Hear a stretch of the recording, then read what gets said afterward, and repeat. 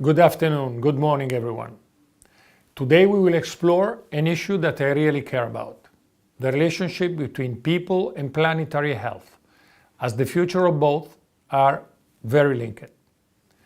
Food affects and is affected by every aspect of our life, from our culture and traditions, our health, longevity and well-being, and the condition of our precious environmental resources.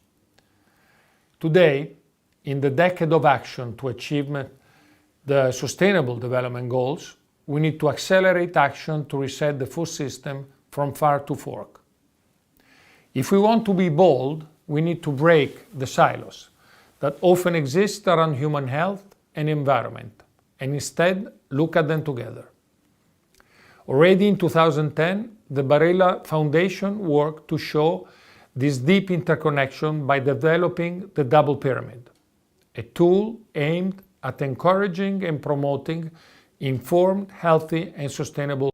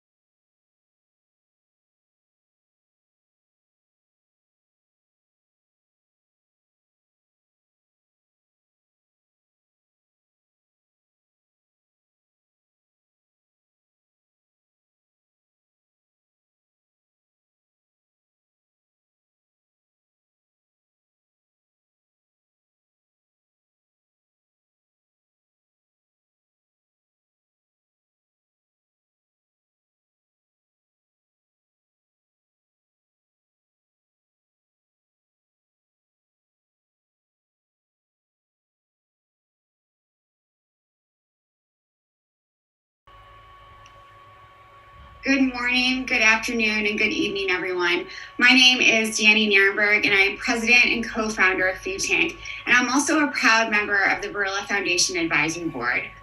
Before we begin, let me just share some housekeeping. This event is live on Zoom, YouTube, Twitter, and both the Barilla Center for Food and Nutrition and Food Tank websites. And we also invite you to contribute to this global discussion using the hashtag Double Pyramid across all social media and offer your comments, your experiences, criticism, and suggestions. It is my and Food Tank's sincere pleasure to partner with the Barilla Foundation and UNESCO Italy on today's conversation around the Double Pyramid, which combines both a health and a climate pyramid. The last year has shown us the importance of healthy diets. COVID-19 is not just a deadly virus, but a diet-related disease. And while climate change hasn't received as much attention as it should because of the pandemic, the urgency of addressing the climate crisis is unfortunately greater than ever before. But we have a real opportunity and a responsibility to reset our food systems from farm to fork and even beyond. We need food and agriculture systems that provide adequate and equitable food for all, and that don't pose an undue burden on ecosystems, biodiversity, or livelihoods. It's clear that our health and the health of the environment are inextricably linked. We need collaboration and transdisciplinary approaches around a one health model that realizes the interconnectedness between humans, animals, plants, and their shared environment.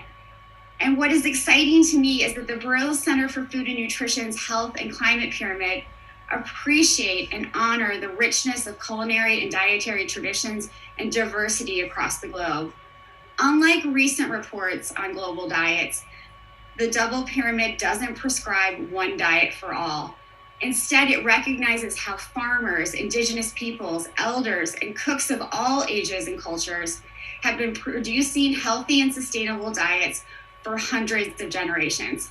Diets that are nutrient dense, plant forward, and probably most important of all, delicious.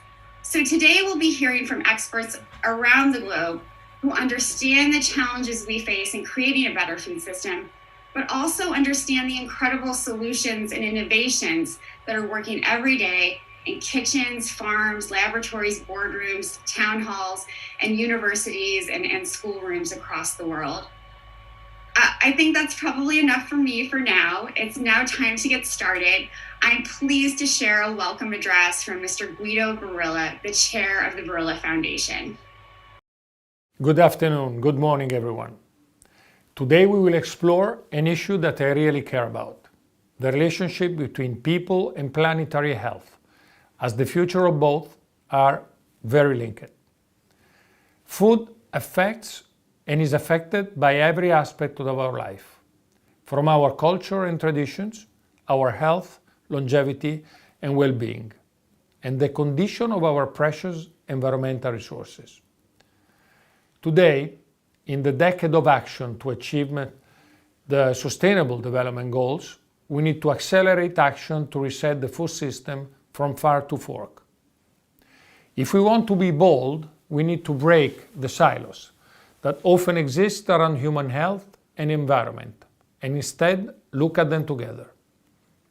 Already in 2010, the Barilla Foundation worked to show this deep interconnection by developing the Double Pyramid, a tool aimed at encouraging and promoting informed, healthy, and sustainable food choices. People, each of us, have the power to shape the future we want 3 times a day through our food choices. By adopting a sustainable diet, we can take care of our health and also contribute to releasing the pressure on the planet that will be able to nourish future generations. Today we will present the new Double Pyramid, based on a rigorous scientific approach, showing that the right kind of varied and balanced diet can help us to achieve a better health and a less climate impact, while being flexible and inclusive enough for us to keep with it day after day. The new Double Pyramid is aimed to reach policymakers, agri-food companies, educators, and citizens. And it means to contribute to the shift towards a more sustainable diets, also by leveraging synergies between food education and culture. Importantly, this year we have also shown how the double pyramid can be applied to 7 main regions around the world.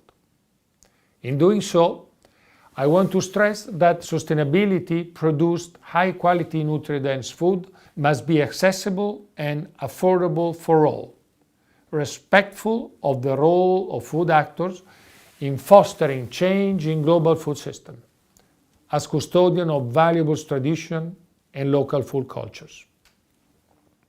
I'm very happy to be here with you today. During our forum in December 2020, I said that the future is in everybody's hands. And today we will deliver in the hands of citizens, chefs, policymakers, the scientific community, a new concrete tool that empowers everyone, everywhere, to make healthy and sustainable food choices.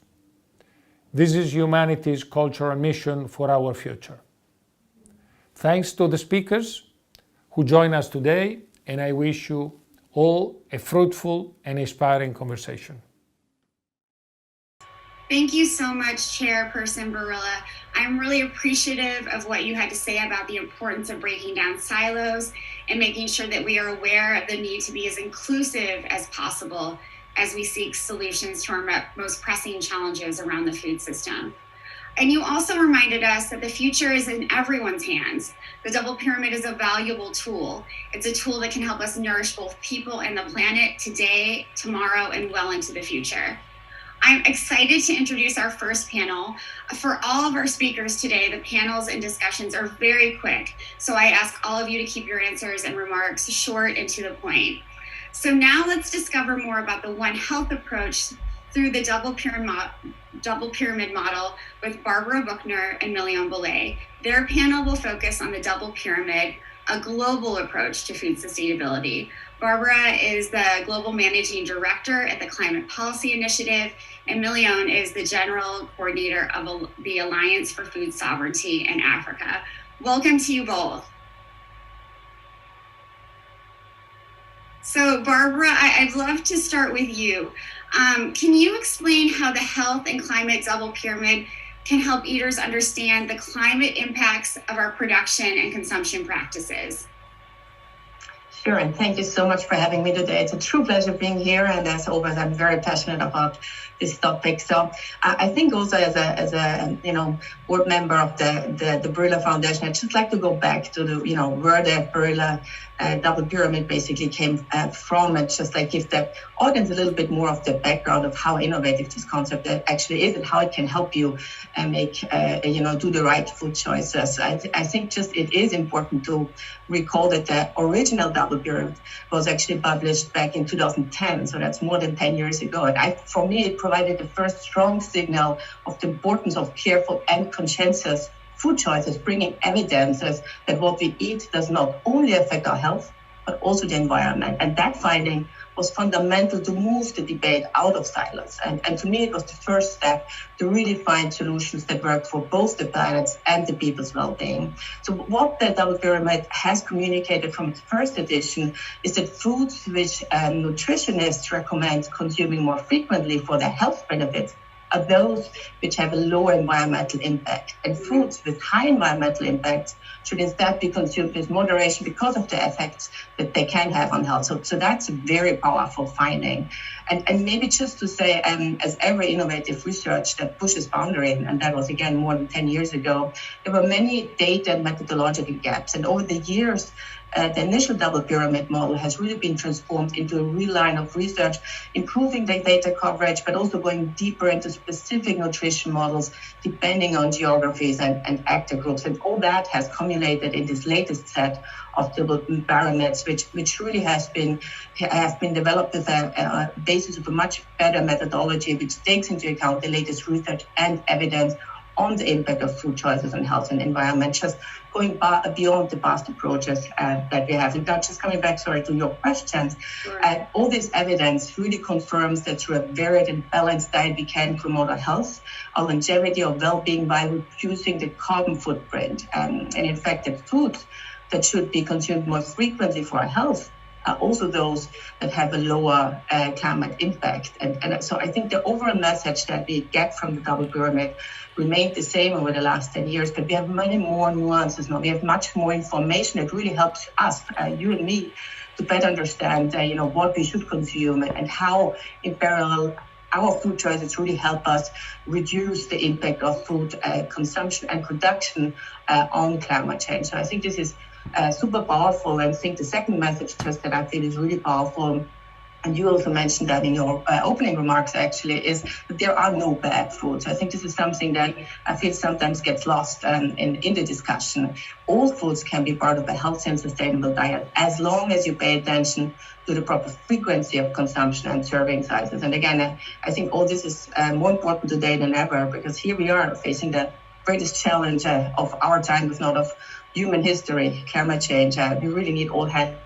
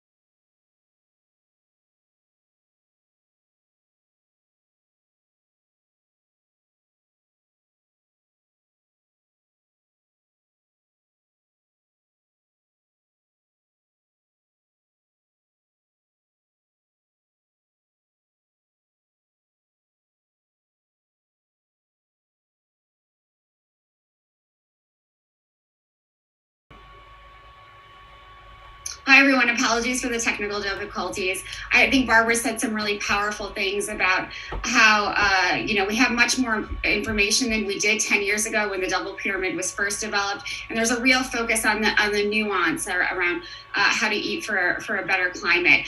Milion, I'd love to bring you into this discussion now and talk a little bit about, some of those nuances that Barbara mentioned.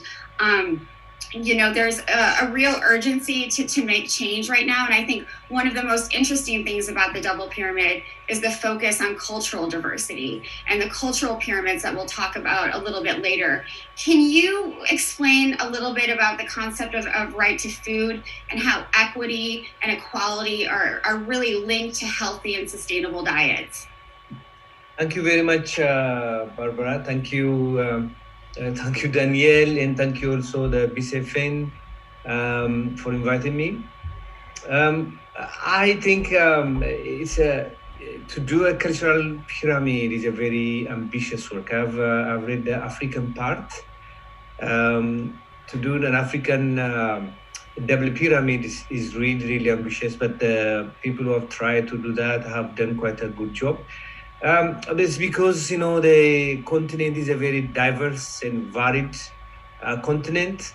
Even if I speak about my country, the food in the northern part of the country, the southern and the pastoralist part of the country is quite different. So, but it was a good start that we have started to talk about cultural double pyramids.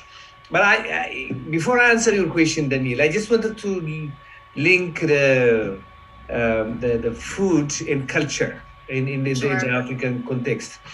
And there are 4 pillars for me. The first is spirituality, food spirituality. Spirituality is related to food. And a lot of communities do have, the rituals around seeds and around food, and also fasting. Where we half of the Ethiopians right now are fasting in Orthodox Christianity tradition. Out of the 160 days, we almost fast in half of the year. So that spiritual tradition is very critical to food, because the kind of food that you eat is different. And the second is livelihood. Food is a medicine in our culture. Food is a health issue. Food is a social issue. It's a nutritious issue, because the diversity that you have in the seeds and in other materials in our food system is very much critical. And what we don't talk about so much is knowledge is around the food system, and the language around the system, and the songs, the stories, and proverbs around the food system. These are very, very much critical, because in Ethiopia, for example, you have over 100 varieties of wheat, 60 varieties of barley, and this seeds, this diversity is nothing without the knowledge associated with it. Right. And women know how to process it, and they have names for it. So it's very critical. And the last part is food governance, and the governance is very much important. So when we talk about equity and the right to food, we're talking about these elements of the food system. The two tenets of food sovereignty in general is a local ownership on one hand, and self-sufficiency on the other hand. If I start with self-sufficiency, for example, in time of COVID, when we had this challenge, is still having the challenge in Africa and all over the world, communities who are self-sufficient in their food production have fared better, and are faring better. And the moment you change that system and you make those communities like a dumping ground for food that's coming from the outside, then that's problematic. So that's food sovereignty for you. And local ownership of land, ownership of seed, ownership of even the knowledge that you have that I've talked about. It's so critical. So this is the tenets of food sovereignty. So in the context of the right to food, I think there are right holders, which are those who are producing food or processing food, and also the duty bearers, which are governments. So it's a relationship between the two. So every government and every institution has a responsibility to ensure that people have the right to food, and that is exercised in our context, in the context of food sovereignty, because food sovereignty talks about equity, and food sovereignty kind of problematizes the food relationship that we have right now, because there is a power discrepancy in the food system. Absolutely. So that's what I would love to say. Absolutely. Thank you so much for that very clear explanation. A final question for you both. The health and climate pyramid is very unique. And then we have these cultural pyramids. Again, they don't prescribe a one-size-fits-all approach. And they're not about eliminating major food groups or demanding everyone go vegan, but really respecting food cultures and the impact of our food production and consumption choices. So I'm wondering from you both, how can everyone from farmers, Milion, to finance experts, Barbara, really, expand what the idea of a sustainable and healthy diet looks like? Barbara, why don't you go first? Sure, and apologies again for the technical glitch before. Well, I think, for me, finance is a key ingredient on really making sure that we're getting on kind of this sustainable pathway, and that brings us to a better future. And in this context, clearly food systems are an extremely important part. I mean, if you just think about the food production, which is responsible for up to 37% of net greenhouse gases of anthropogenic origin. So we really got to think about our food systems being both a contributor to climate change, but also one of those that are most affected by climate change and loss of biodiversity and everything. And I believe we have seen that most progressive businesses really have already accepted that protecting health and the planet makes economic sense. But what we are not seeing yet is the investments that we need in order to get a sustainable agri-food systems.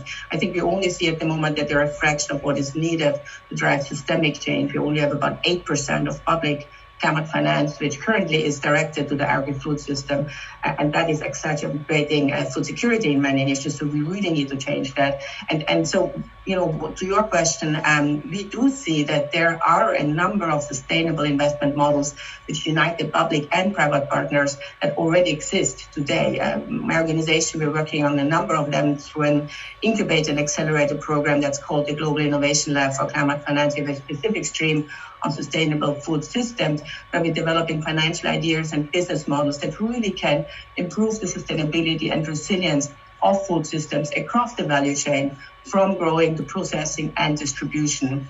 And so just maybe let me give you one example just to show that that is actually existing, but obviously we need much more of that. But there's an example which is called the Responsible Commodities Facility, and that addresses some of the growing demand, global demand for soy, which is linked to agricultural expansion and deforestation in Brazil. But it does provide attractive loan conditions to really incentivize soy producers to use land that has already been cleared in Brazil, rather than farming virgin land. And there's other business models that exist that provide financial support from farm to fork, creating jobs along the entire supply chain, conditional sustainable food practices. But again, coming back, I think there is a lot of models out there, but what we need is really to get from the models, from the pilot to real scale. So we need both to replicate what works, but we also need innovation and continue to drive innovation also in the financial models to ensure that we get to the scale of investments that can get us to a better future that's better for the planet and for all of us.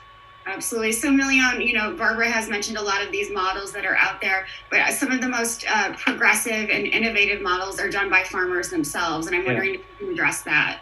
Yeah, I think, AFSA is a broad-based institution. We have farmers, fisher folks, pastoralists, indigenous peoples, consumer groups, and youth groups, women groups, faith-based institutions. And we have identified a path for a better food system and for a better climate. And that path is agroecology, because it takes so many critical areas. It takes food production. We have to produce food, but we have to produce healthy and nutritious food.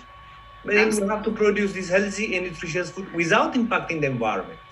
The biodiversity in water and climate and the land, everything. And we have to produce culturally appropriate food. As I said, culture, I explained what the pillars of culture are, and it has to maintain that, Every time I come to some European countries, like Italy, for example, the culture of food culture is fantastic. I think it's not only African, it's global. Everywhere. And also, we have to produce food without impacting the rights of people. So human rights and right to food is very much critical. So agroecology ticks all these boxes, and we are for agroecology. What a great point to end on for this panel, Milion and Barbara. I'm sorry, we have to move on. Thank you both so much for your contribution today. And there's so many great things about how agroecology and agriculture itself can really be the solution to the climate crisis. Thank you both again. Thank you. Thanks so much. I'm now really excited to bring Brent Locken into this conversation. He's the global lead scientist at the World Wildlife Fund. Brent, it's such an honor to have you with us, and I'm thrilled you can really help us expand this important discussion. Danielle, it's great to be here, and you really got to love Zoom with all these tech glitches, right? But you handled that really, really beautifully. Good job. Thanks so much. So, my first question for you is, as we emerge from the pandemic, how do we get tools like the Double Health and Climate Pyramid and all of the amazing work that the WWF is doing in front of influencers, not just policymakers, but farmers and eaters who can really make the changes that are needed in their daily lives? The same way that Coca-Cola, Pepsi, and McDonald's are doing it. What I think that they do such a really good job. They've got brilliant marketing campaigns. Right. They spend a lot of money in marketing, a lot of money in advertisements, whereas it seems like the healthy, sustainable food folks feels like the communications or marketing budget can be somehow secondary, can be put over here. The problem with Pepsi and Coca-Cola and some of the junk food is that they're targeting kids. They're targeting adults, and kids are bombarded by these junk food advertisements all the time, telling them that if you eat this food, you're gonna be able to run faster. It's exciting. This is modern. This is the type of food that you should be eating. And what we have to do is we have to do the same thing with healthy and sustainable food. We have to make it interesting. We have to make it fun. We have to make it exciting, and we have to invest the money into it to be able to get that in front of as many people as we can. But we can't just depend on the individual consumer. We also have to look at policies. We have to have the policies in place. We have to have the right regulations, in place so that we create the right food environment.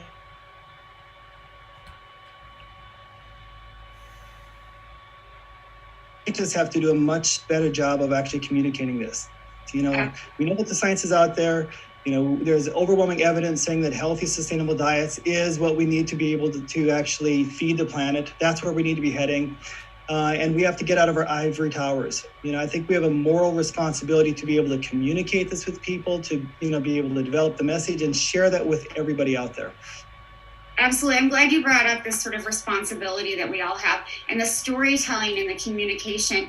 But when you mentioned how corporations are targeting children, they're also targeting ultra processed foods to the global south. And Milion and Barbara were talking about, cultural diversity and the importance of maintaining those rich cultural traditions around food. How do we combat that? That's the thing about culture, is culture can work against us because it's a continually changing concept, right? Culture is never the static idea. In many places, what we're seeing is that, these traditional foods are actually considered as the poor man's food. We don't want to eat that because that's old fashioned, or it's not modern, or, and that's something that we're going to have to combat. It's this resurgence of these traditional foods and the pride, that these foods have. Sure. And so many of them are healthy. It's not about transforming diets. It's about holding on to what you already have. Don't follow the path and make the mistakes that so many countries have done. Just hold on to it. You've been doing it for thousands of years. It's worked. Let's keep on doing it. Well, and that's where marketing and communication, I think, have a big role to play, really returning, from this idea of poor people's foods that you mentioned to these are the foods that will sustain us. These are the foods of the future. Yep. Yeah, absolutely. Yeah. So for sort of our final question with you, I'm always interested when I talk to folks like you, that are working on these issues every day and making real change. How optimistic are you that we can reach some of the goals that are outlined in the double health and climate pyramid and that are outlined in the sustainable development goals? How can we, how hopeful are you that we can make the changes that will, turn the climate crisis around, turn our food systems around? I'll talk about optimism first, and I'll talk about hope second. I would say that I'm optimistic that we can actually create the changes that we need. And the reason that I am with food is that thing that we all have some kind of opinion about. We eat it, we fall in love over it. We have conversations about it. It's something that we all think that we're experts about food, right? And it's so embedded into our culture. So of course, with food, we have that real leverage points. So yes, I'm optimistic that food gives us that opportunity. What worries me though, is that can we create the change in the time that we need? I think we still want to nibble at the edges. We want to say, well, let's make small changes, small changes to be able to do just small things to the food system. But gone are the days where we can just implement small changes, these incremental changes. We have to figure out and realize that the next decade is the most important decade for us, for our species to be able to thrive on this, on Earth. And we need this exponential, action. Now, on the hope side of the things, I don't place my North Star isn't hope. Because I think that hope and motivation can kind of waver. Some days you're really hopeful, and some days you wake up and you're not hopeful at all. So I don't actually place so that's not really my North Star. What my North Star is really, it's hard work. It's the hard work. It's a daily commitment because, the challenges that we're facing are going to require us to get up every single day, whether you're motivated or whether you're hopeful or not, and to be able to do what needs to be done. There's a great quote by Buckminster Fuller that says something about whether it's going to be utopia or, whether we're going to face our ultimate extinction is going to be a tight relay race to the very end. And that's going to mean in 2030, we're not done, or 2040, we're not done, and 2050, we're not done. We're going to have to get up every single day. We're going to have to keep on working, and this is going to go on forever. And that's why we need more people like you working in this, Danielle. The work that you're doing is absolutely spectacular. So thank you for your work. And we definitely need a lot more people like you doing this. Oh, I feel the same about you. And you're right. This is a long haul. This is not something that will happen overnight. The urgency is too great, and incremental changes, as you mentioned, are not enough. Thank you so much. You're so inspiring. Such an honor to have you with us. Thank you so much, Danielle. Take care. Thank you. You too. So our next panel is on creating better food, agriculture, and nutrition policies. Our panelists include Elise Golan, the Director for Sustainable Development at the U.S. Department of Agriculture, Gabriele Riccardi, a Professor of Endocrinology and Metabolic Diseases at the University of Naples, Leonard Mizzi, the Head of Unit Sustainable Agri-Food Systems and Fisheries for the European Union, and Sophie Heike, the Head of Consumer Science at the European Food Information Council. If you could all turn on your videos, it would be great to see you, and unmute yourselves. Thank you so much. Thank you all for joining. It's an honor to have you here. Gabriele, I'd like to start with you. We have a slide that I'd like our team to pull up about the research that's been done behind the double pyramid. And my question to you is, how can the double pyramid encourage food systems that enable both better human health and better planetary health? Thank you, Danny. I'm very proud to have the opportunity to describe briefly the work which is behind this pyramid, particularly for the health part of it, for which I'm responsible for my group. You see, we know that there is an epidemic of overweight all over the world, and this has very important health consequences. And looking at that, we understand that it is very urgent to change the way we eat, because there is a very clear link between our diet and many non-communicable diseases. In particular, we know, for instance, that 9 million premature deaths from cardiovascular disease worldwide, which account for as much as 50% of all the cardiovascular deaths, could be preventable by an healthy diet. So you see, it's this picture highlights what a powerful tool will be an improvement of dietary pattern in order to subdue the burden of heart disease globally. Now we know that an healthy diet, not excluding any food, but focused on fruit, vegetables, nuts, legumes, whole grains, and non-tropical vegetable oil will be able to contribute very importantly to reduce non-communicable disease on a global level. However, if we look at the trends in dietary habits worldwide, the picture is not at all reassuring, because in recent years, we have seen a mismatch between the knowledge among scientists and health professionals and the real habits of the population, since very modest risk modification is occurring. Now, this might be due, among other reasons, to the difficulties to communicate in a very easy, understandable way the relationship between specific food choices and health at the global level, including people with a very low cultural level. The health pyramid can represent a clear, effective, communicative instrument to advise people on the frequency of consumption of each food. In the past, the pyramid was based mostly on a consensus among scientists. And this has been, also sometimes utilized to not give the full credibility of this approach. So the work that we have done is that we have utilized an evidence-based methodology. We have searched all the literature which was linking each food choice with health outcomes, particularly cardiovascular disease. So by doing so, we have been able to quantify the impact of each food choice on the risk of cardiovascular disease. Some food choices are protective, for instance, all grain, vegetable food. Some are neutral, like for instance, the consumption of poultry or eggs. Some instead can have a deleterious impact on the risk of cardiovascular disease, like for instance, red and processed meat.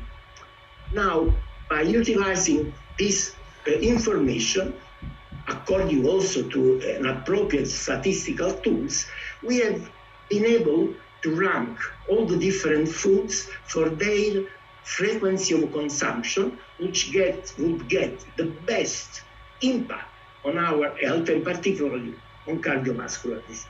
So we have some foods which are on the basement of the pyramid, like whole grain, vegetable, fruit, which should be consumed even more in more occasions during the day. Then in the intermediate, we have some types of food which instead have a neutral impact on the risk and can be consumed within some moderate frequency and serving size. And then on the top, we have the food which should be only utilized occasionally. So the real advantage of this approach is that no food is left out of the pyramid. Great. You can eat everything. The problem is to make the right choice on the frequency and on the serving size. So Portions are really important, aren't they? I think it is important also because this approach has been also complemented by this cultural pyramid, which have taken into account, as has been also discussed by previous speakers, different cultural traditions. So everyone in each country, whatever is the background culinary tradition, can find the right foods that should be promoted and some food that is said to be utilized only occasionally. So it's, you see, this is also an important tool to have a different type of globalization. So far we have had a kind of a fast food globalization where some dietary habits imported from some particularly cultural, particularly industrial products have been diffused all over the world. Now we want instead to have a reverse trend, to learn the good way of eating, which is healthy and sustainable from all the different culinary cultures. Absolutely. And that's what Milion mentioned before, that, you know, I think is so important, that we have to understand the rich cultural traditions that have sustained, you know, societies for generations. I'm sorry, I need to move on and talk to some of the other folks on the panel. And Elisa, I'm wondering if I can turn to you. You and the U.S. Department of Agriculture in the United States have been preparing for the UN Food Systems Summit. And I'm wondering how you see the double pyramid in this context of preparing for some of the international goals and not necessarily policies, but international goals that will come out of the summit. Thanks, Danny, and thanks for inviting me to this really interesting discussion. And you're right, the U.S. has been preparing for the UN Food Systems Summit, and we strongly support the summit. We view it as a timely and valuable opportunity to focus the world's attention on our shared goals of improving nutrition, ending hunger, building more sustainable, equitable, resilient food systems. The summit also represents an important opportunity for the world to consider a new approach to food and ag policy. And that's a food systems approach. You know, a systems approach where we really systematically and holistically consider all the complexity of a food system. You know, all the entire network of the activities and outputs related to the production, processing, distribution, preparation, consumption of food. The UN Committee on World Food Security took a food systems approach in their recently released voluntary guidelines on food systems and nutrition. Now, these voluntary guidelines underscore the complexity of food systems, including the complexity between the relationship between healthy diets and food systems. These voluntary guidelines stress that the sustainability of a food is not an intrinsic property of the food, but depends on the sustainability of the food systems in which it was produced. The guidelines further stress that food systems are dynamic and are constantly being shaped by different forces and drivers. So my concern with the double pyramid is that the guidance embedded in the double pyramid does not reflect truly a systems approach or the complexity or the dynamism of food systems. At this very moment around the world, there are producers, manufacturers, distributors, grocery store, food system actors in every corner of the world who are improving the sustainability of their production practices and systems. Many of those producing foods in the high impact part of the double pyramid have already made incredible gains in the sustainability of their products. Nevertheless, the double pyramid has these producers locked into this tier in the pyramid. No matter what these producers do, them and their food, they are stuck. They cannot break out of their pyramid ranking. And maybe even more concerning is that producers who are producing food in the low impact part of the pyramid, they don't have an incentive to improve the sustainability of their systems, because no matter what they do, how much they pollute or mistreat the soil or waste scarce water resources, they and the foods they produce will remain at the good end of the scale. So because the double pyramid is locking producers and food into a particular tier in the scale, they don't really recognize the dynamic nature of food systems and the heterogeneity of producers. Because of that, I'm afraid that the double pyramid could send the wrong message and could actually disincentivize the adoption of more sustainable production and consumption patterns. Sure, and you know what we've heard throughout this discussion is that no food is good or bad, and I think that's a powerful point that the double pyramid is making. But Gabriele, do you want to take a few minutes to address Elise's concerns? Yes, I think this criticism is appropriate. But we should consider that we had a previous version of the double pyramid, which was produced 10 years ago. That was based on the knowledge that at that time we had about the relationship between food and health and food and the ecological impact. Now, after 10 years, we have changed the pyramid.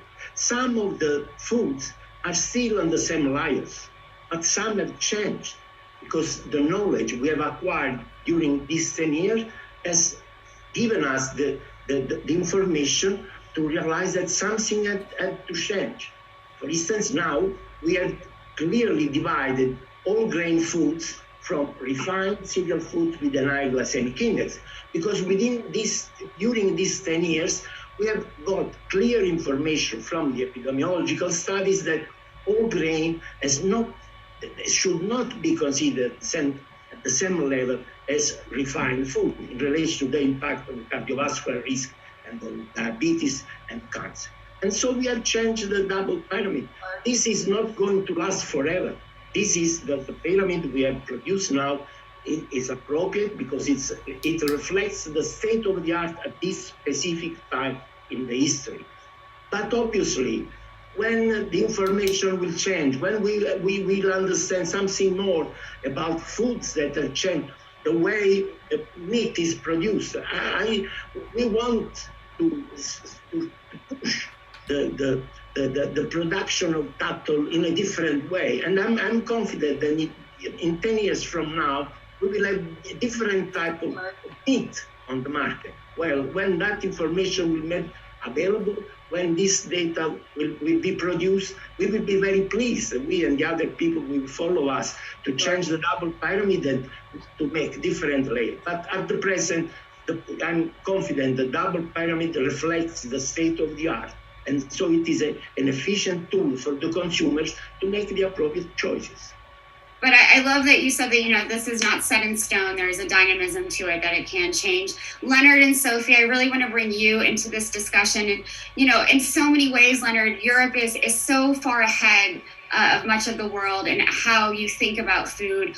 The European Union has come up with far-reaching and innovative policies around a Green New Deal, a farm-to-fork strategy. I'm wondering, from your perspective, what can other countries, including the United States, where Elise and I live, how can we learn from these initiatives?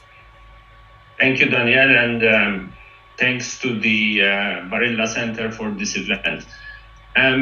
As Elise said, the UN Food System Summit is potentially a game changer in the coming months, and we need to use the momentum. Brett mentioned about optimism or utopia.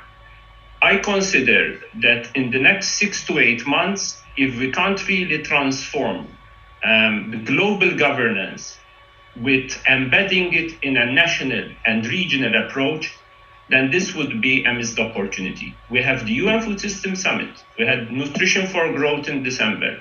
We have Kunming in October, which is on biodiversity. We have Glasgow. We have G7, G20.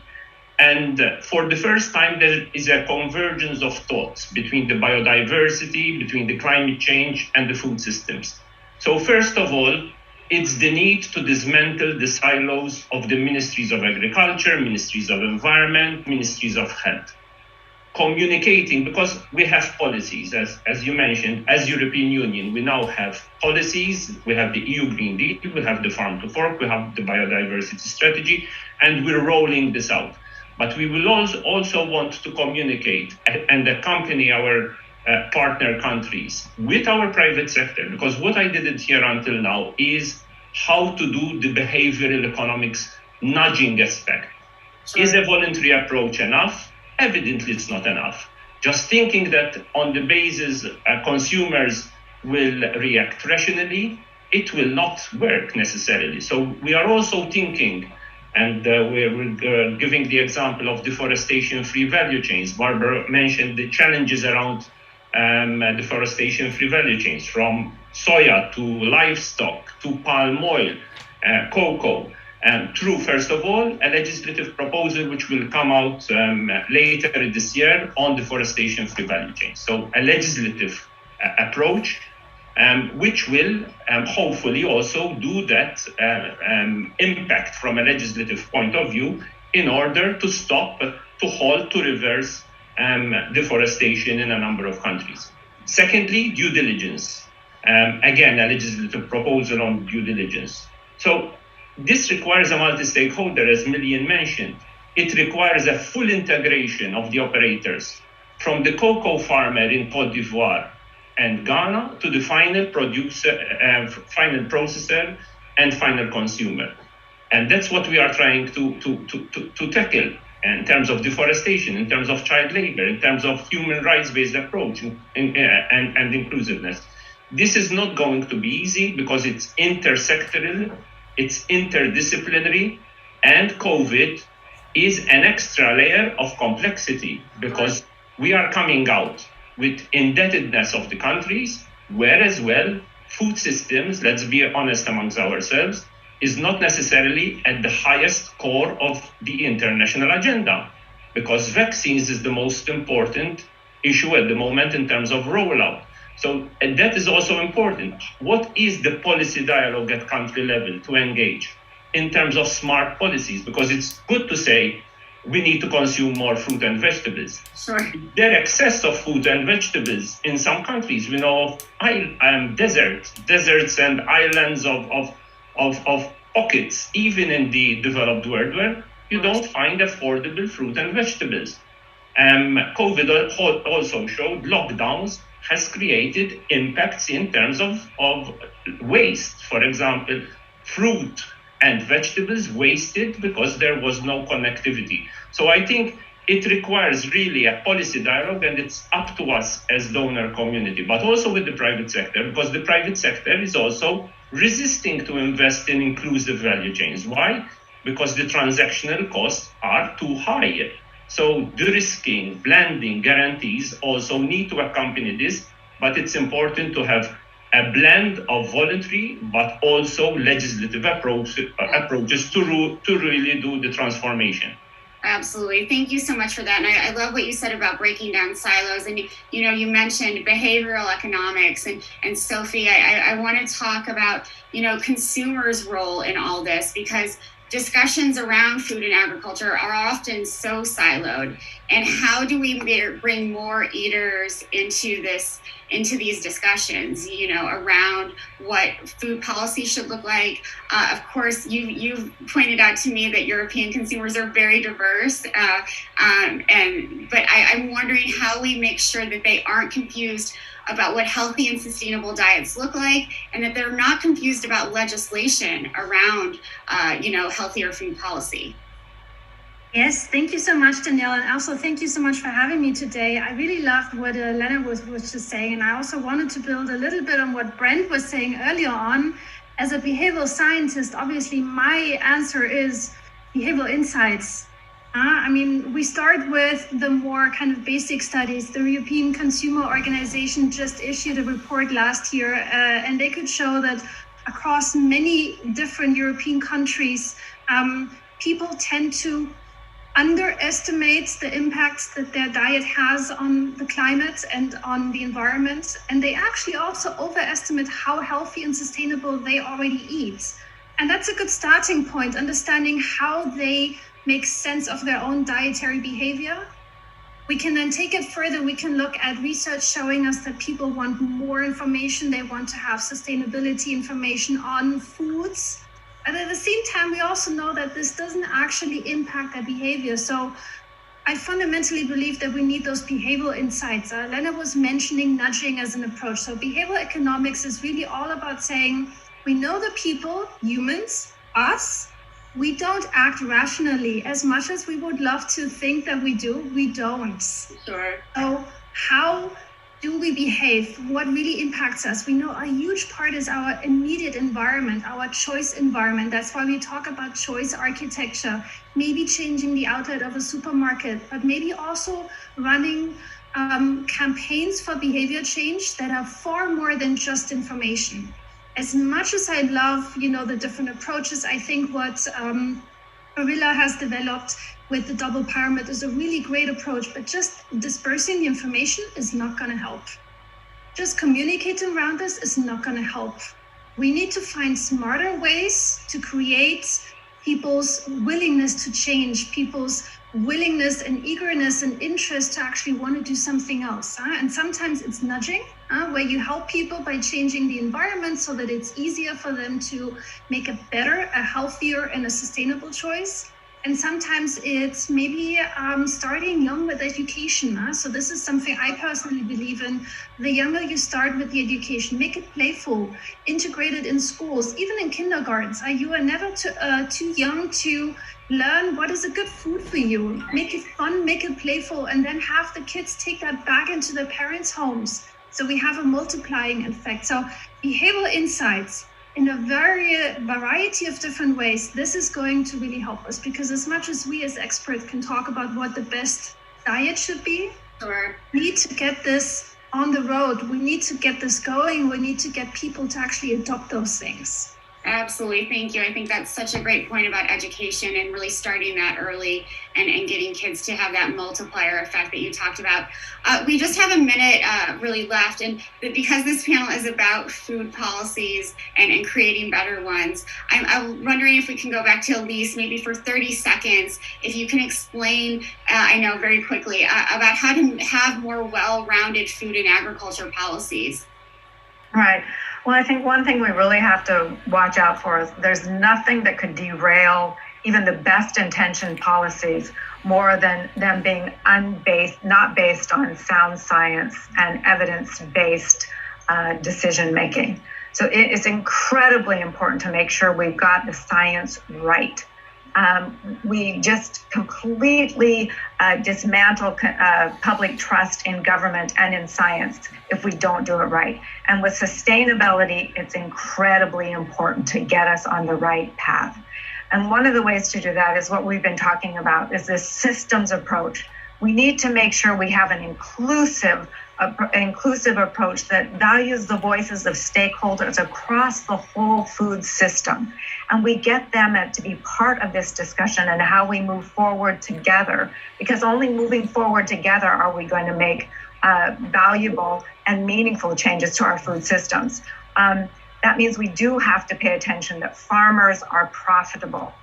We do have to make sure that food system workers are making decent livelihoods in safe working conditions. The food is affordable, remains accessible. We need to make sure about environmental sustainability. We have to do everything at once. I mean, this is an incredibly challenging ambition we have in front of us. And I am hopeful. I will use the word hope, and I will say I am hopeful and optimistic that we can get there. Thank you. Thanks for including. That's a great point to end on. I'm so sorry that we have to move on, but I think that point about moving forward together and the urgency that Brent mentioned before, I think is critical when we have these discussions. Thank you all so much. It was a pleasure to see you all and have you share your perspectives. Before moving to the next panel, I would like to remind everyone to share their thoughts on and comments using the hashtag Double Pyramid. We are receiving tons of messages via social media, which makes me really excited. And so we're thrilled by your participation. And if you wish to discover more about the science and the research behind the Double Pyramid, please download the full paper at barillacfn.com. So our final panel will focus on restoring the earth one meal at a time. And before I introduce the panelists, I would like to thank ALMA, the International School of Italian Cuisine, and all of the culinary schools around the globe that contributed with delicious recipes to the One Health Report. They are all on this next slide that I think you'll see right now. And let me just say a few words about ALMA. The International School of Italian Cuisine is recognized as the most authoritative professional training center dedicated to Italian hospitality at the international level. The school is part of an international network of leading culinary art and hospitality schools that share the mission of training competent and responsible professionals. ALMA involved 6 schools in the Barilla Center for Food and Nutrition project on the Double Pyramid to promote creativity and gastronomic biodiversity through the guidelines of the Double Pyramid. And the schools represent regions from all over the world, including the George Brown School in Canada, CESA University in Mexico, the École des Culinaires de Miyagi in Japan, the Pruth Leith Chefs Academy in South Africa, and UOW Malaysia KDU University College. So a real diversity of regions there. Thanks again to all of the schools for sharing their expertise. So moving on to our panel, I'd like to introduce our panelists, including Riccardo Valentini, a professor at the University of Tuscia and the CMCC Foundation Strategic Advisor. Next, we have Don Bustos. If you could all unmute yourselves and come on the screen, that would be great. Next, we have Don Bustos, one of my favorite farmers in the world. He's a community organizer as well, living in New Mexico, and he is farming the same land that his ancestors have for over 400 years. And last but not least, we have Chef Chiara Pavan from Venice, who is considered one of Italy's greatest chefs and is a big supporter of hyper-local, sustainable, and healthy food production. So welcome to you all. I'm wondering if we can have the slide of the Double Pyramid back, because Riccardo, I know you want to talk a little bit about it and build on what Gabriella said earlier, but maybe also address some of Elise Golan's concerns from the USDA about, how dynamic the pyramid can be. And you've talked a lot to me and to many others about the science behind the pyramid, and that's really important for its legitimacy. So can you talk about, the science behind it a little bit more? Yes, thank you, Daniela, and hi everybody. It's really a pleasure to talk about the new Double Pyramid, because there is a lot of work in science, and it is very important because we need to provide people the most robust information that we have up to date, as also Gabriele mentioned before, for the health. And so also the environmental pyramid that is very nicely pair to pair with the health. So this is the message that is coming across, that we have to eat good for our health, but also for the planet. And that's exactly what our pyramid represent. But I think the most important thing now is that in the last 10 years, we've done a lot of work, and also thanks to a European project, the Suitable Life project funded by the European Commission, we have been able to provide a new database, a new large database with more than 3,000 items of food calculated in terms of environmental footprints, like carbon footprints, in particular for double P, but also water footprint, for example. And this database is public now, so everybody can get the data. And I think it's an important service we can do through the Double Pyramid project and also the Suitable Life project to the community of people that really want to know exactly what is the impact of the food. And now we can say that we know much more than before. And this has been also clear now in the climate policy, very well described from the IPCC report. And we have 37% of the greenhouse gas emissions are associated with the food. So what we put in our dish is absolutely relevant to the planet and to the atmosphere. And this is why we need also to go now in actions, okay, in real actions. It's something that people can really test themselves. There's a lot of social behavior components in that. And again, we are doing a lot of work now to bring into the canteens, for example, or in catering services, these principles of sustainability and health. And now we are also experiencing shift of the people behaviors. It's possible. So the question is whether in EU, for example, it's possible to do it. Yes, we can say today our data show that we can decrease by 30% of greenhouse gas emission with the appropriate sustainable diets. And that's, I think, for us also very interesting in our experiments to have shown with this Suitable Life project. And I think it's an example that can be scaled up at the level of Europe and the world possibly.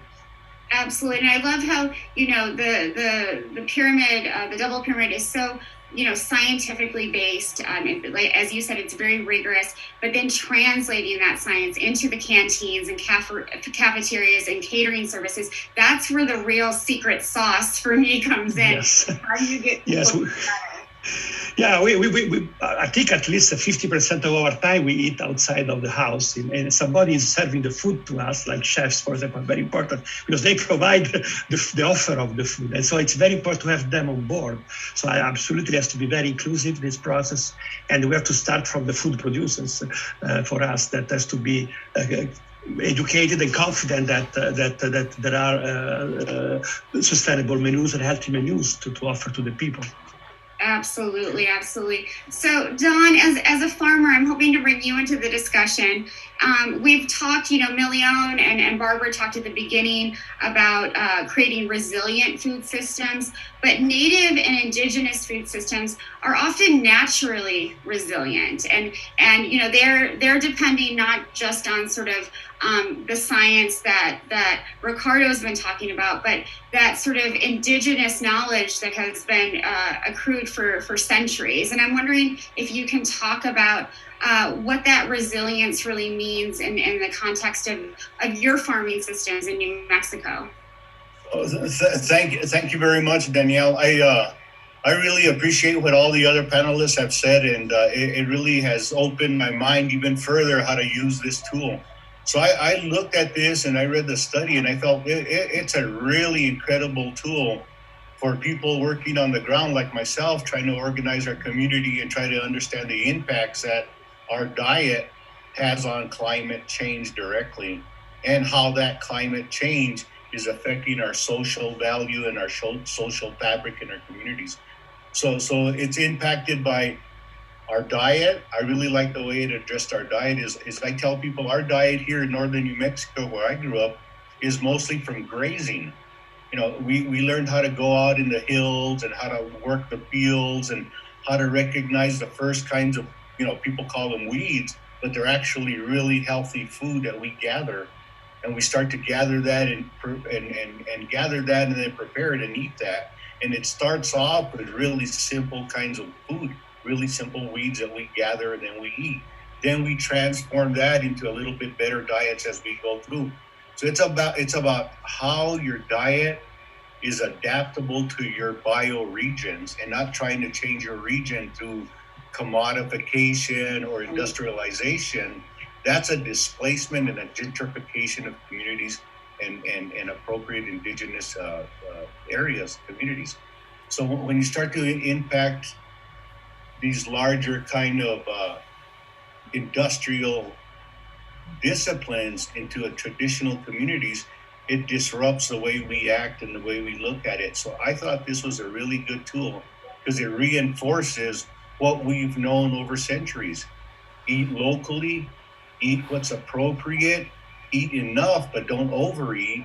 Sure. And then just use your natural resources in a real sustainable and holistic manner.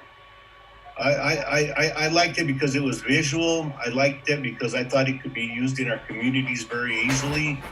And it's explainable. To me, it made a lot of sense. As other folks mentioned, that it's always, there is no silver bullet, and it's always a moving target. So we have to be able to recognize where we are in that spectrum and then adapt to the changes that are occurring at different points. To me, it really addressed what's occurring now in climate change and migration. You know, we take in isolation that food is part of the situation, is part of it, but it's part of the holistic view of how we're going to really look about what impacts we're having on a global level, locally, regionally, and then globally. Yeah, we all impact each other. That's wonderful, and I think you're absolutely right. And what you were saying about the visual component of this, I think, is so important, because you're right. People of any sort of culture, any sort of background can look at this and kind of get what it's saying. One of our other panelists, Don, talked about this sort of lack of respect for indigenous foods. They're considered poor people's foods. And I'm wondering, from your perspective, how we switch that. How, Brent was talking about marketing campaigns for healthy, sustainable foods. How do we switch that? How do we get communities like yours or communities like mine to really respect those indigenous foods? So I think it goes back to it goes back to education, as one of the speakers said about starting early in pre-kindergarten and really acknowledging what healthy food is and how it impacts your community. I think about this whole movement was about stop smoking here in the United States, and it took decades for people to really get into that stop smoking campaign. So when we look at about a movement, you're looking about several decades, and I know there seems to be a lot of pressure to change right away, but change is slow and it has to be adapted by communities. So it's a long haul that we're looking at, and just reinforcing, letting communities really define what it means for them to be healthy and to be independent.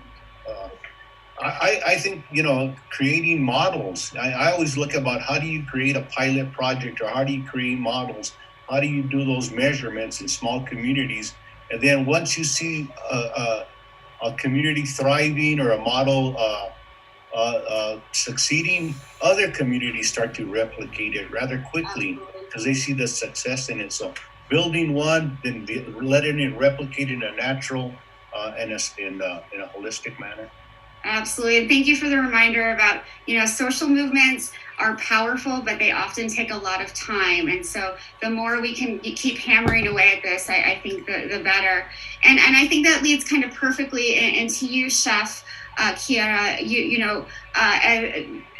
There's a lot of momentum that chefs have created, and they become such important leaders in recognizing the environmental impacts of food production and consumption, as well as, protecting biodiversity, preventing food loss and food waste, and promoting equality. And so I'm wondering how you address some of the issues, that I just mentioned and that are inherent in the double pyramid. How do you address those issues in your work? Thank you. Good afternoon, everybody. Thank you for inviting me into this interesting discussion. So the first point is that we try to create balanced menus and dishes, and through them we struggle to get healthy and ecological behavior across. And second important point is the food waste reduction politics. we are carrying on.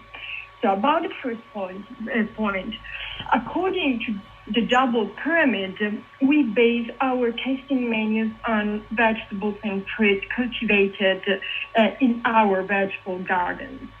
And we base our cuisine also on wild herbs and plants from the Venice Lagoon. Along with that, we decided to cut down animal proteins. We cut out beef and pork meat because they are foods that have a high carbon footprint. And we serve instead only game birds, which are traditional in Venice Lagoon cooking. And because the restaurant is located on a crane fishing village, we serve mainly local fish, but in definitely smaller portions compared to vegetables and cereals and whole grain cereals. I can say that we really serve a piece of fish with side dish.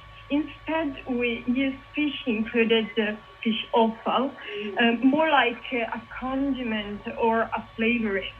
Sure. We cut down eggs and dairy products that are used with moderation, and desserts are not so sweet. They are fresh, flowery, fruity. About the second point, the food waste reduction. First of all, we've been careful about portion sizes.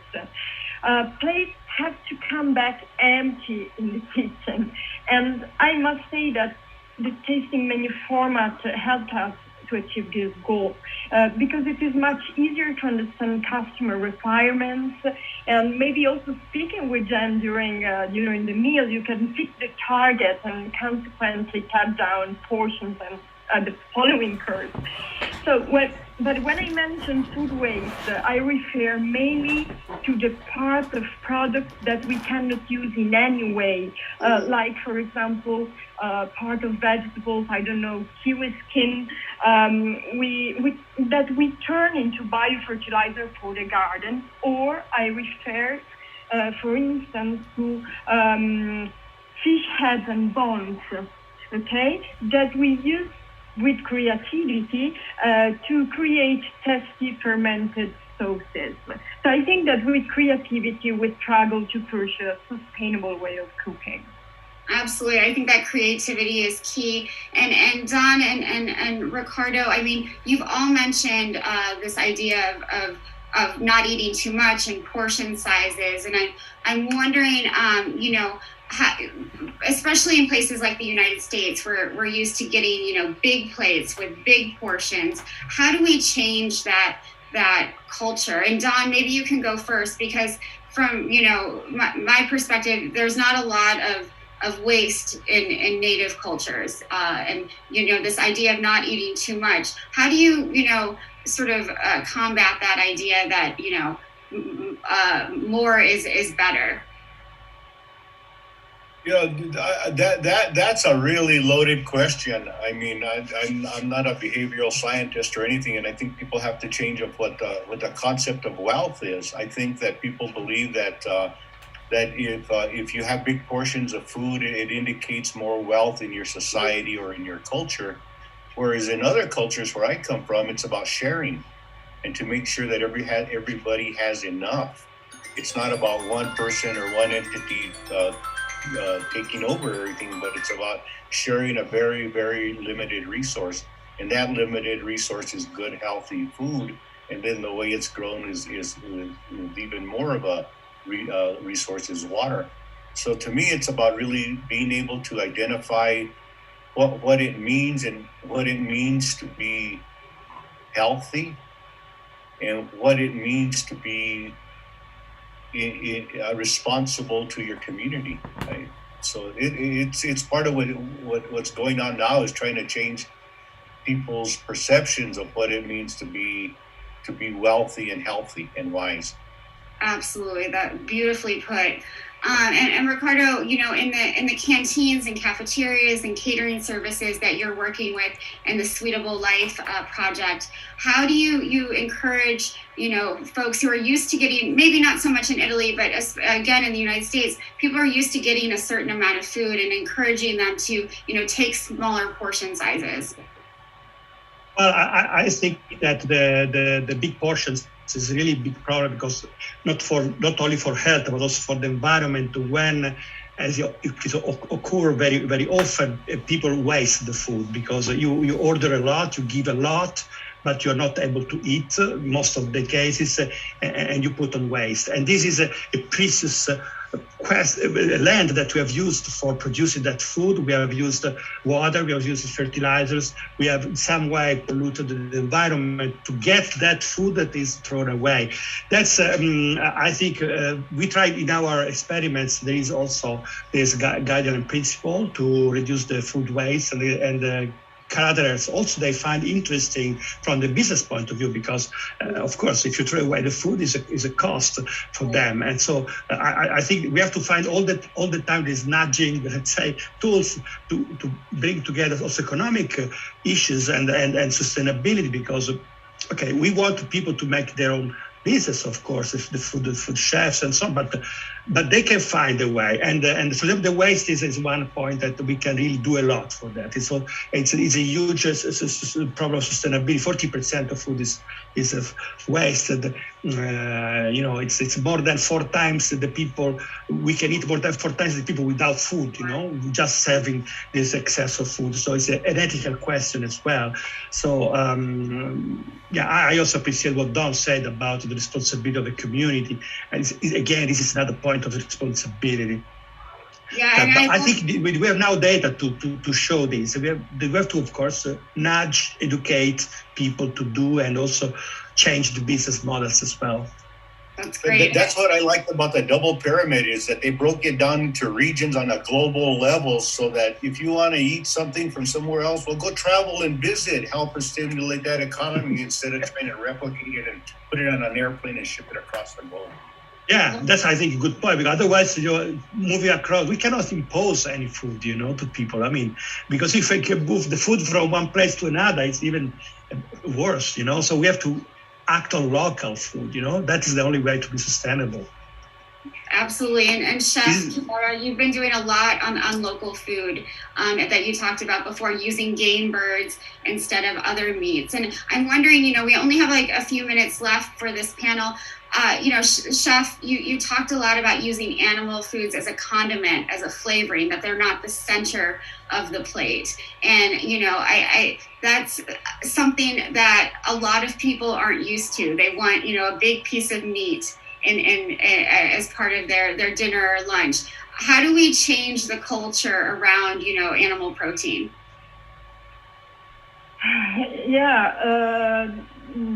The point is that how can we face the intensive farming problem? This is the point. So could we really become all vegans? Many scientists say that it's not a choice for many reasons. First of all, because global population would starve without any animal protein supply, so we can't. And the answer is that we could for sure use less animal protein, we use less meat. As I said before, with creativity, we can cook legumes, whole grain cereals, and we can find other sources of protein as good as meat and fish. And we, like chefs, we can try to do that and communicate that. And at home, we have to pass the message that at home, instead of eating meat 5 times a week, we should eat it once a week or fortnightly. And what is so important, we should diversify our meat consumption, eating different kinds of meat, because we eat only beef, pork, and poultry, maybe turkey in the United States. We could eat game. We could eat kind of birds that we are not used to, meat that maybe was traditional in the past. And now I'm going to add something maybe a little bit difficult, but probably in the not so far future, we should open our minds and start considering, I don't know, insects. I know it's a hard point, but our culture needs as alternative protein sources. So I think on one hand, we should look at the past, at the tradition, and on the other hand, we should looking at the future. That's a wonderful point. I think, going forward by looking back at some of the traditional ways of eating and also coming up with new innovations. And I love the point you made about having a diversity of meats. Again, the double pyramid is not about eliminating any food group or any kind of food. It's about eating more sustainably. I want to thank you all. I'm sorry I have to cut this short. This has been a wonderful discussion. Don, Ricardo, and Chiara, thank you so much for your expertise. And again, I want to remind folks, if they want to learn more about the double pyramid, they can go to barillascfn.com. And I want to thank you all for being with us today. Please keep using the hashtag double pyramid because this global journey is just really beginning. We will continue with more cultural discussions around food and the cultural pyramids with a series of interviews leading to World Earth Day on April 22nd. I think we have a slide to highlight those discussions, I hope. The double pyramid will also be discussed on Corriere TV in Italy during the webinar Planet 2021, and that is also on April 22nd. And I'm so excited for our closing speaker. I would like to leave the floor to UNESCO to summarize some of the key points that we've heard today around food and agriculture and sustainable and healthy diets. It's really an incredible honor to have Paola Leoncini Bartoli, the Director of Cultural Policies and Development at UNESCO, join us. Over to you, Paola. Thank you so much for being here. Thank you, Danielle. I'm thrilled to be with you all, especially to come the last after listening to so many thought-provoking interventions that were spanning across policy level, community level, education, practice, catalyzing change. These are fundamental issues, and I believe that UNESCO is particularly well placed.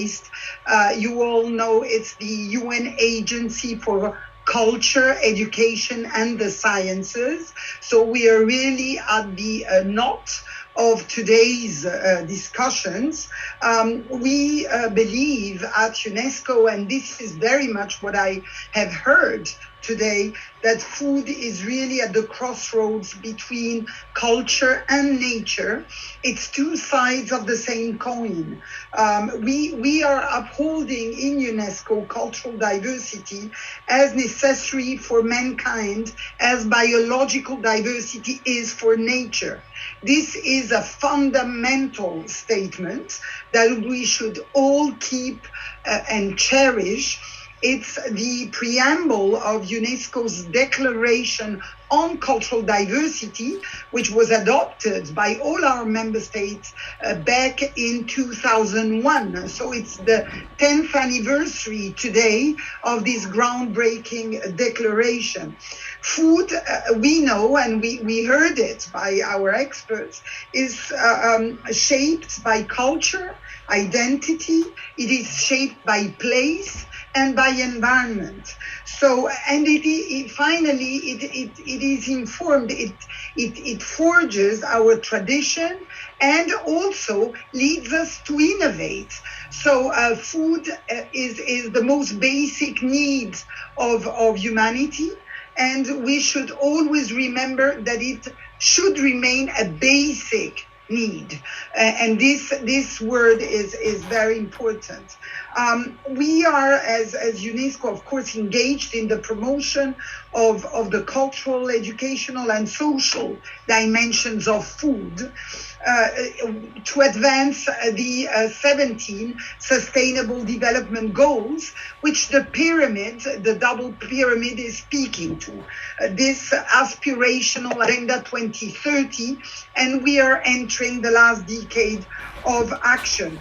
Our collective challenge is to shape ultimately more adaptive society that are resilient, as you said, Danielle, earlier on, in order to cope with global and interdependent challenges. And food security is certainly one of such challenges. Our action is based on the recognition that food and culture are shaped by people, by their traditions, by their knowledge, and is transmitted from generation to generation. As such, food-related practices and traditions are an integral part of our living heritage, which we tend to call intangible, but which is truly our living heritage. They have forged our habits a long time, and they have also transformed our space. Now, the problem, as was said, is that globalization has deeply altered the concept of space precisely, and it has accelerated mobility also for food, not just mobility of human beings, but mobility of food. That's how you get, for example, raisin from Peru in the midst of the winter in Paris. And, you know, this mobility has also accelerated exchanges across the globe in an exponential way. Food has become an important element of cultural policy, but also cultural diplomacy and cultural influence. And we saw it with limitations in imports, exports. We saw it with the pandemic in which we are. You know, at the same time, food in the past has stimulated discoveries and intercultural dialogue. But today we see that many sectors are shaping the food systems compared to the past. And this at a global scale. We are speaking of infrastructures that shape the food system, tourism, transportation, information and technology, cultural and creative industries, design, photography, digital arts. All of this is shaping food, and food is getting influenced by this. So as it was said, we tend to forget the elementary and basic purpose of food, which is to ensure this creative and nourishing relation with mankind that food used to have. Yet food systems do not exist without oceans, land, and the environment. This is how food exists. So the global challenges such as population growth, enhanced mobility, climate change that was voiced by many of the speakers are increasingly affecting our lifestyle, including food-related practices. Now, UNESCO is carrying its work on food-related aspects, mainly through its standard-setting instruments. We have a set of cultural conventions. The most renowned of all is the World Heritage Convention, which grants labels and which embeds biosphere reserves, mixed cultural and natural sites that contribute to the livelihoods of many populations and communities, including indigenous communities, while at the same time, these conventions aim at preserving cultural and biological diversity. We, of course, also push forward programs such as education for sustainable development that prompts resilience and adaptation, and that also aims to promote from very young age education to sustainable development, both in formal and non-formal settings. Of course, the road is a long, winding road, to take the Beatles song, and it takes a lot of time to embed education for sustainable development in curricula across all countries in the long term, at school and beyond school. I want to flag that the year 2020 marked also the 10th anniversary of the inscription of the Mediterranean diet on UNESCO list of intangible cultural heritage. This was an achievement that is worth mentioning, I believe, because it was a joint achievement by a number of countries together: Cyprus, Croatia, Spain, Greece, Italy, Portugal, Morocco, underscoring the value precisely of the Mediterranean diet. Of course, as I said, the COVID-19 pandemic has struck the world at large, sparing no one, as was highlighted. But this has also highlighted the deficiencies in our food systems, which threatened thereby the lives and livelihoods of many people around the world, in particular the most vulnerable ones. While the pandemic prompted us to reflect about the way we consume food, notably due to the lockdown, it has also shown the impacts of mass food production, food waste, and the impact of transformed consumption patterns on the livelihoods of people across the world.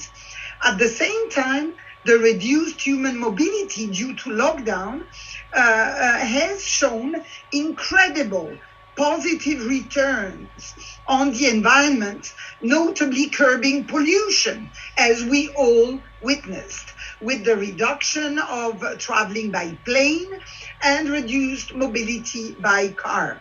And I think this is also important because it affected the whole food system chain.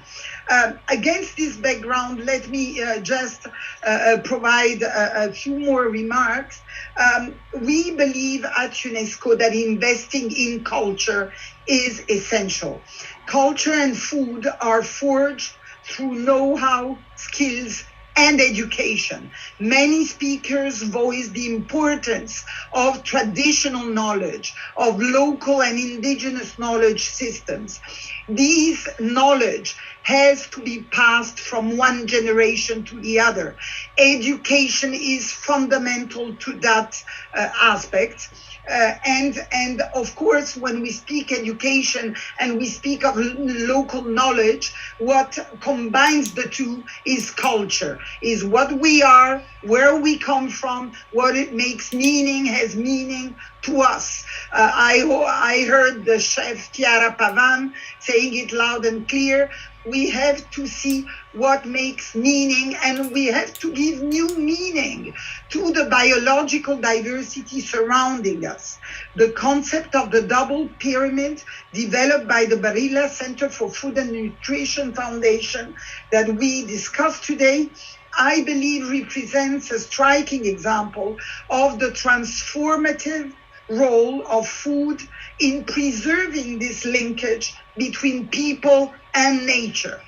And this is important. And I think that what this pyramid brings is clearly the same approach as Agenda 2030, meaning a holistic approach which lies at the core of the Sustainable Development Goals. The pyramid shows that health and climate go hand in hand with the protection and promotion of cultural and biological diversity. I like to take your words, Danielle, diversity in all of this. This pyramid shows and is celebrating the diversity of food traditions and the diversity of food practices as powerful drivers of environmental sustainability and well-being.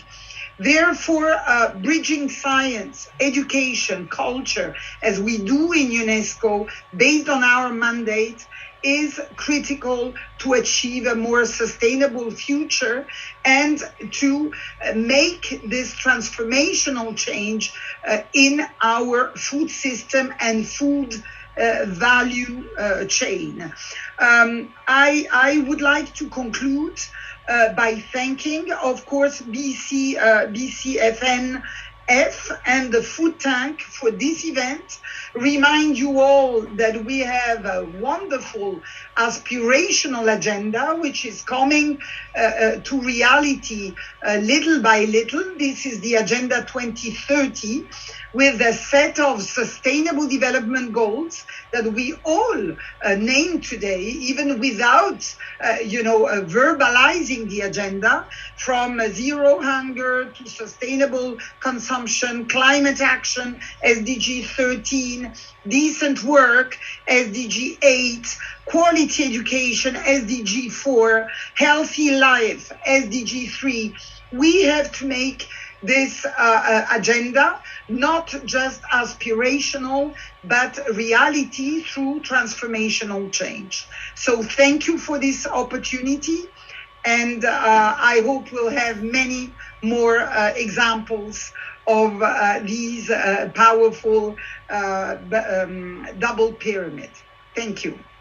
Thank you so much, Paula. What a wonderful way to end this conference. And thank you for reinforcing that food is at the crossroads of culture and nature, and that we need to invest in culture and traditional knowledge. I want to thank the Barilla Foundation, all of our panelists and speakers, and all of you who are watching and listening for taking the time today to share this event with us and to share your thoughts via social media. These types of discussions are incredibly important as the world prepares for the UN Food Systems Summit. As we talked about before, national dialogues are taking place all over the world around the United Nations' 5 different action tracks for the UN Food Systems Summit on building more sustainable and resilient and healthy food systems. And what we've heard today really feeds directly into the conversations around Action Track 2, the shift to sustainable consumption patterns. And what we have learned today is that we can shift patterns of food production and consumption, waste less food, and transition to more nutrient-dense and delicious diets that don't place a burden on the planet. Just a reminder that the conversations around the cultural pyramids will continue next week with chefs from around the globe. I'm so excited about these discussions, and they will begin on April 19th, and you can follow them on foodtank.com. And please remember to keep the conversation going using the hashtag double pyramid. Thank you all again. Please stay well and wear your masks. Thank you all again.